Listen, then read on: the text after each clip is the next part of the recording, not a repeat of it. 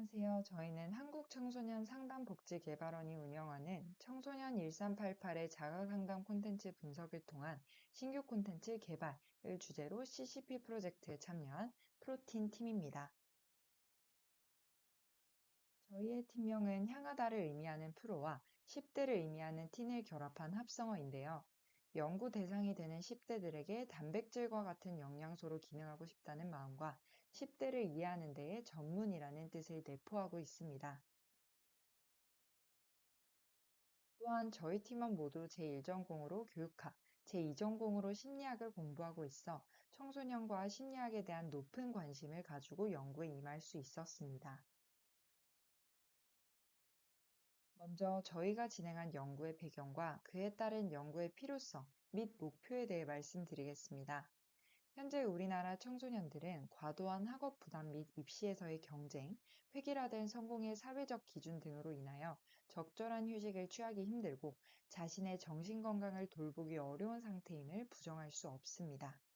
매해 40%를 웃도는 스트레스 인지율과 25% 이상의 우울감 경험률이 이를 뒷받침하고 있으며, 이는 우리나라의 적지 않은 청소년들이 정신적, 심리적 어려움을 겪고 있다는 현실을 여실히 보여주는 결과입니다.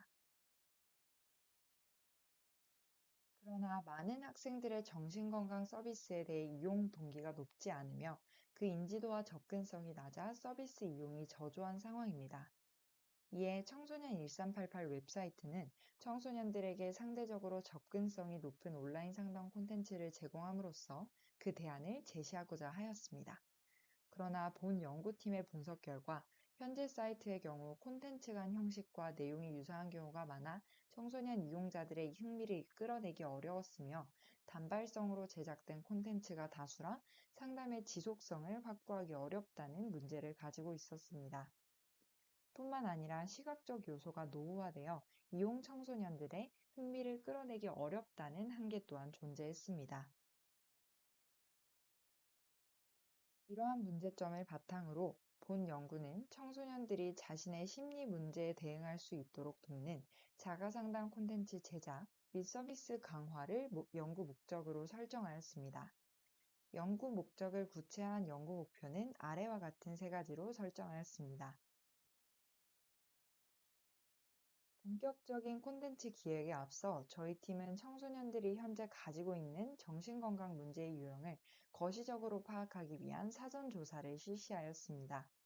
우선 한국청소년상담복지개발원이 분기별로 발간하는 청소년 상담 이슈 페이퍼를 살펴본 결과 청소년 비행, 학교폭력, 가정폭력 등 꾸준히 발생되어 온 청소년 이슈, 코로나19의 상황적 특수성에 기인한 이슈, 청소년 은둔, 청소년 마약 등 최근 언론에서 크게 이슈가 되었던 사건으로 크게 세 가지 종류의 주제를 다루고 있었음을 확인할 수 있었습니다.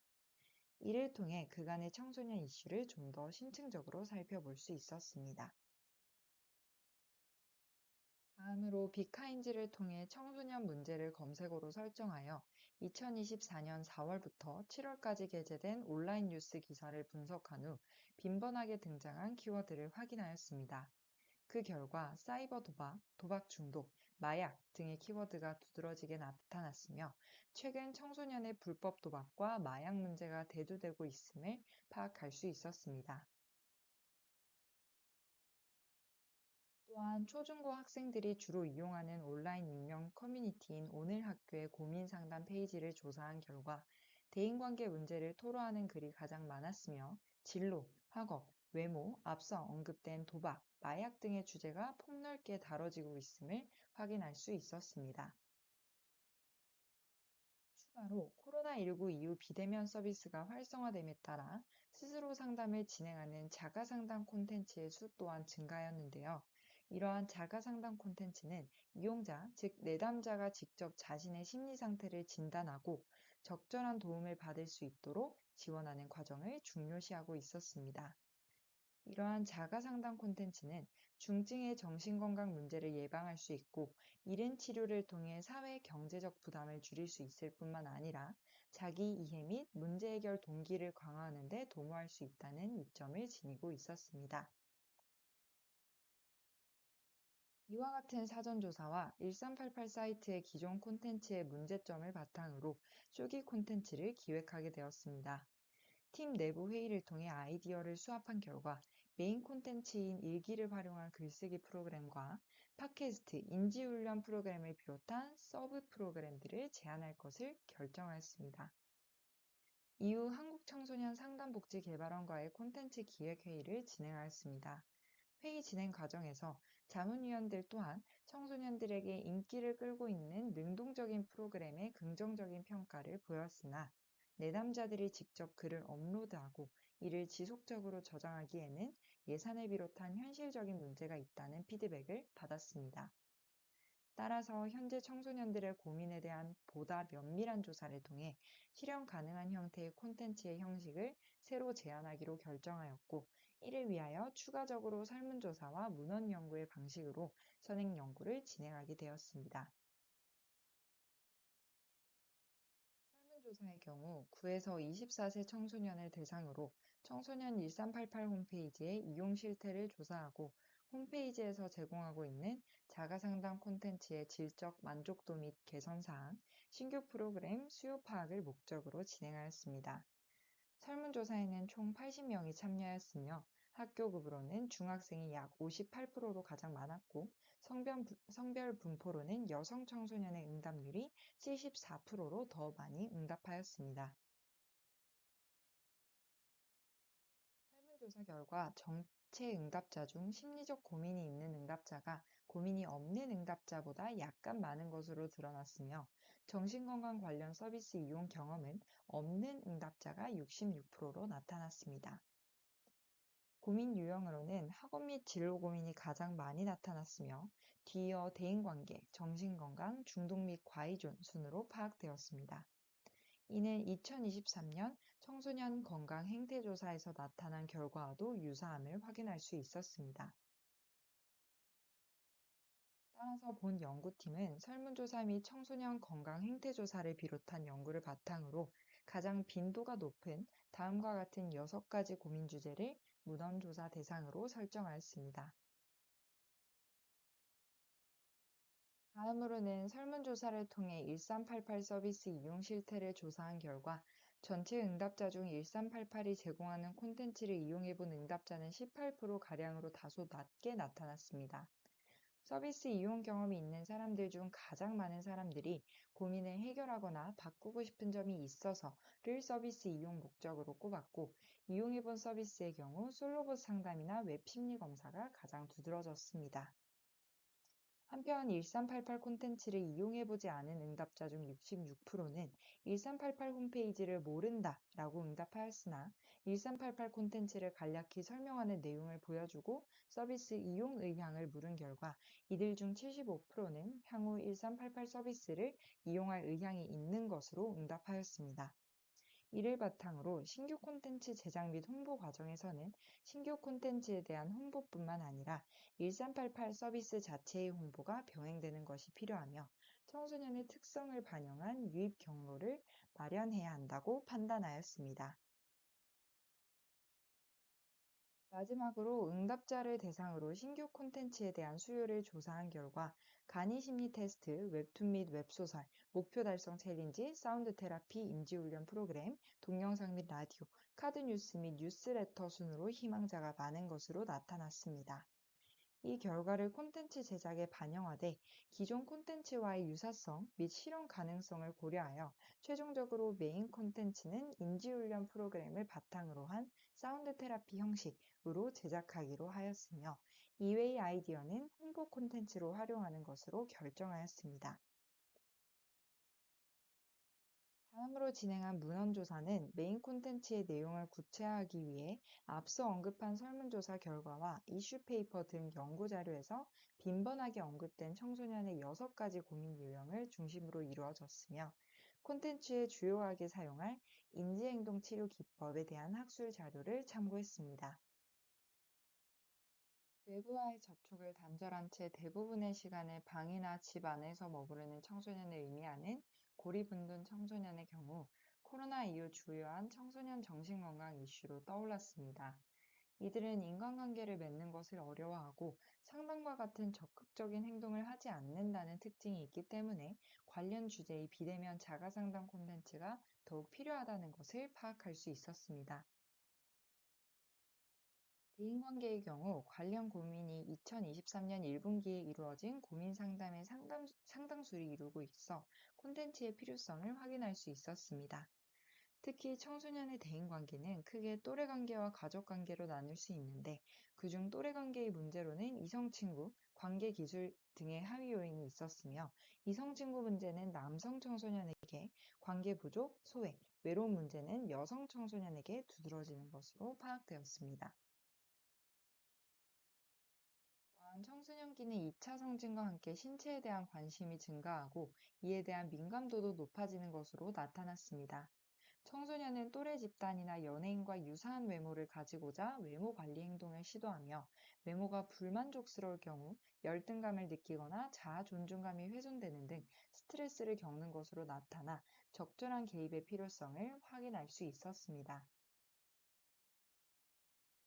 도박의 경우 최근 도박과 관련한 범죄를 저지르는 연령이 지속적으로 낮아지고 있으며 고등학생보다 중학생, 여성보다는 남성 청소년에서 더 위험한 것으로 나타났습니다.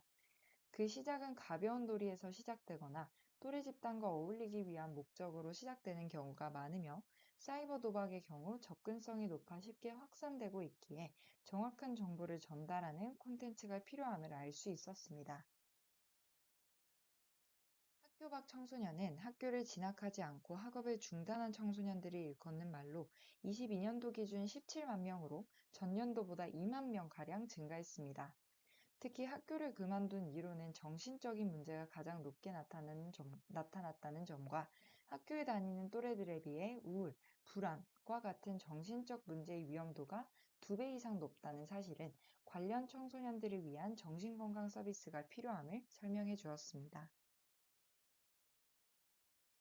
마지막 주제인 학업 및 진로는 청소년이 고민하는 문제 1, 2위를 기록하며 이로 인해 비롯된 스트레스가 학생 개인의 심리적 부적응을 유발하고 최악의 경우 극단적 선택으로 이어질 수 있다는 심각한 문제임을 알 수 있었습니다.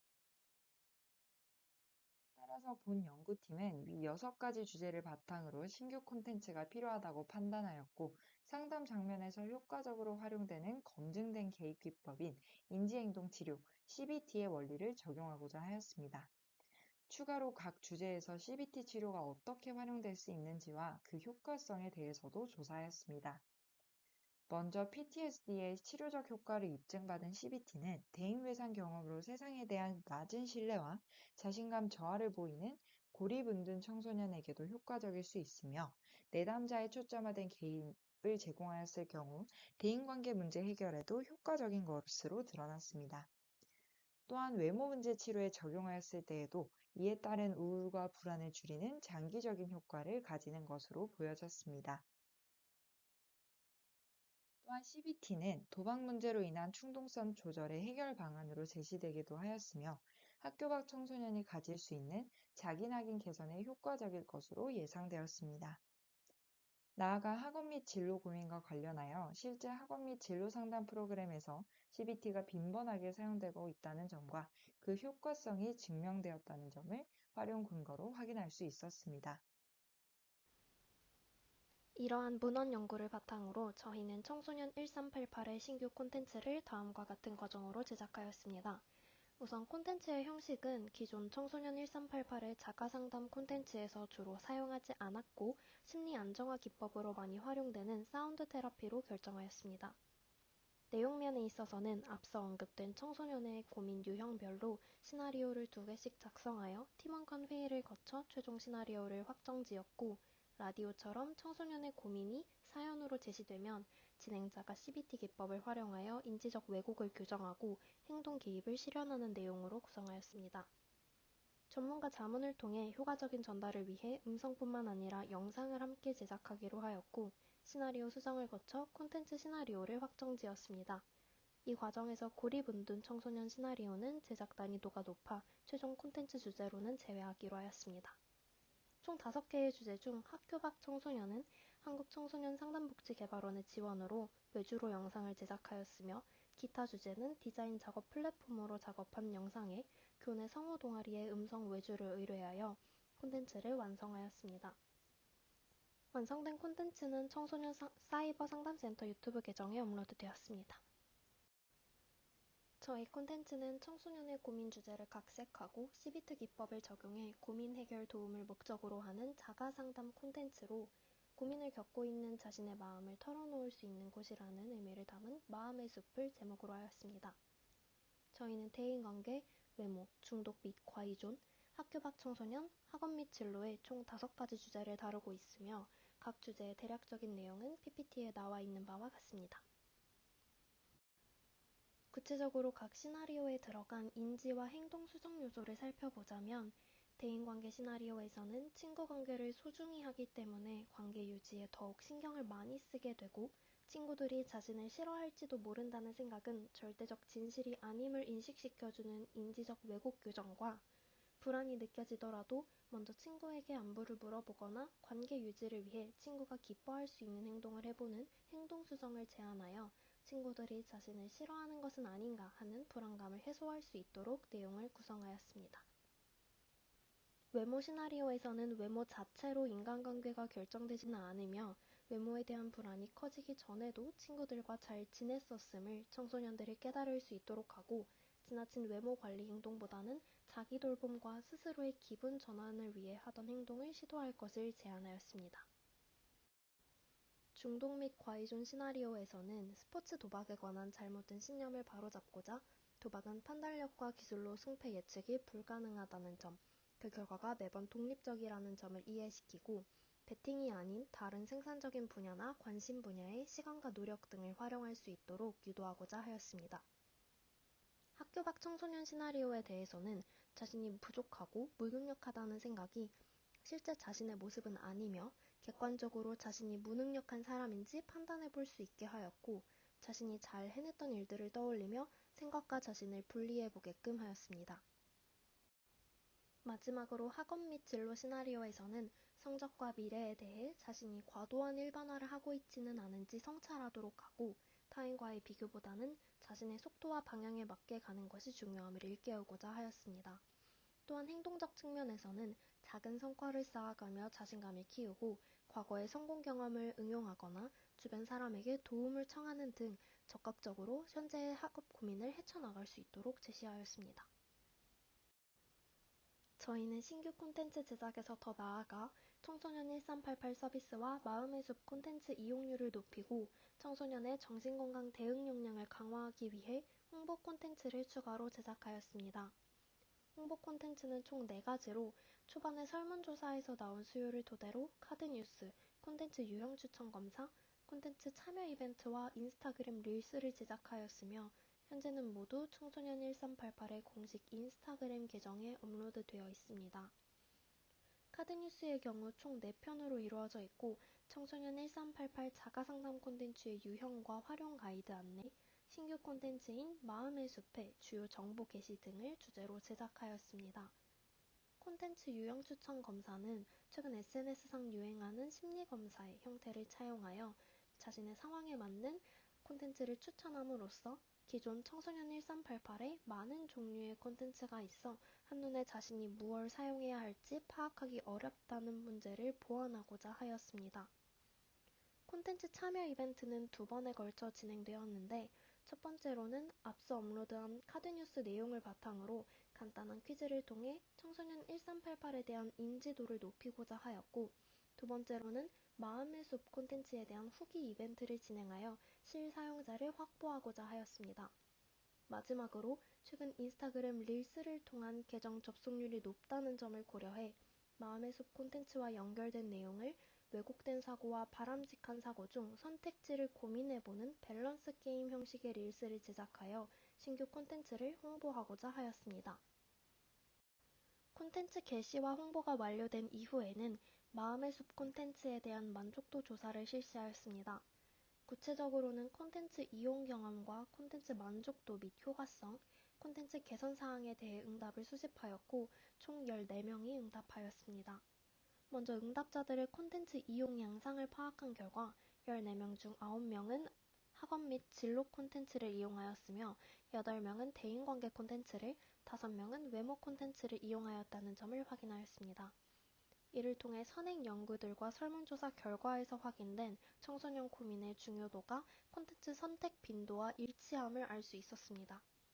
또한 기존 1388 콘텐츠 이용 후 온라인 상담으로 이어지는 비율은 약 40%였으나 마음의 숲 콘텐츠 이후 온라인 상담으로 이어지는 빈도는 64.3%로 상승하였음을 알 수 있었습니다. 다음으로 콘텐츠의 주제 적합성, 흥미, 제공 시간 및 완성도, 향후 이용 및 추천 의향을 통해 콘텐츠 만족도를 확인한 결과 평균 4.7점의 긍정적인 결과를 기록하였음을 알 수 있었습니다. 또한 콘텐츠 효과성 지표로는 초기 설문조사 단계와 동일한 것을 사용하였는데 이 역시 3.5점에서 4.6점으로 상승하였음을 확인했습니다. 구체적으로는 마음의 숲 콘텐츠 이용 이후 속마음을 털어놓을 용기가 생겼다 라는 문항의 응답이 가장 높은 점수를 기록하였으며 문제를 해결하려는 시도를 해볼 마음이 생겼다 와 나의 감정을 이해하게 되었다가 뒤를 이었습니다.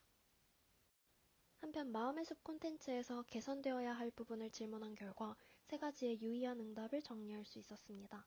이에 따라 향후 개선 방안으로 첫째, 콘텐츠 내에서 온라인 상담 서비스로의 접근 방법을 보다 명확하게 안내할 필요성.